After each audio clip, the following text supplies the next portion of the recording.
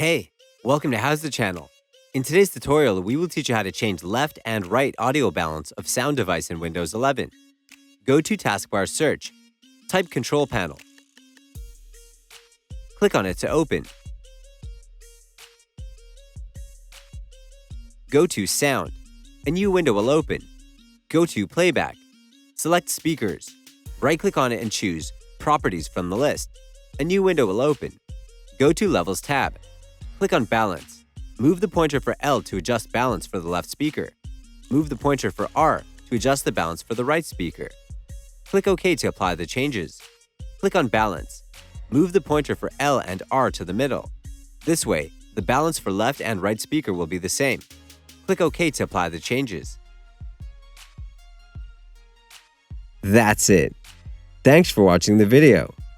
Please like it and let us know if you used any of our tips and tricks. Subscribe to our channel.